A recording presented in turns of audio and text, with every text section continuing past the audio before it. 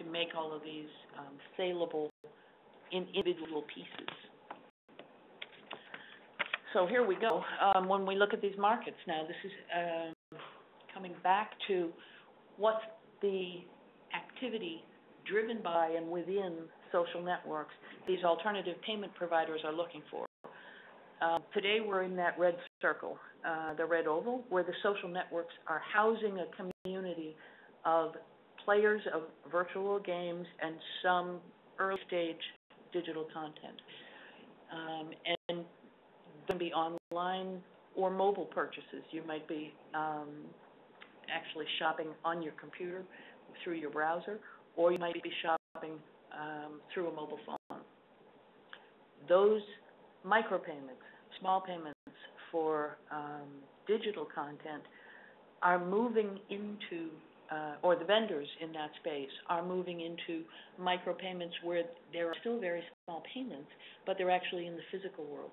So that's the market where we see parking meters, vending machines, soda machines, expanding a little bit into small ticket items, cafes, restaurant, books, music, physical items, but that are not large ticket items. Think again of the €200 limit on a Metix bill that we looked at in the very beginning of the Hives example. You're not going to go out and buy $1,000 items with these kinds of tools, but they are in fact moving up into the tens, hundreds of dollars. The second channel where we see many of these payment providers moving is, again, still in the consumer to business space and still in the online space, is electronic retail. E-commerce, depending on the content, as we get to physical content, that content, some of it can be sold through the same kinds of channels that we're talking about here. But that depends on this question of how the model for margins evolves. Bear in mind the reason that Facebook credits gets 30%, that the phone providers get 30%, when the content is virtual, is that it costs nothing to reproduce. Another one of those little pink fuzzy sweaters for your little white fuzzy poodle. The real cost to produce the content is nil.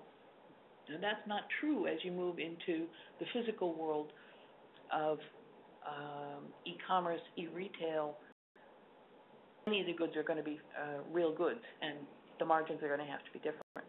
But then we talk about the third segment, which gets out of the consumer to business and becomes the market consumer to consumer. These too can be small payments or medium-sized payments, but electronic P2P, electronic person-to-person payment, things like bump models on the phones where literally one person touches their phone to the other person's phone and the transfer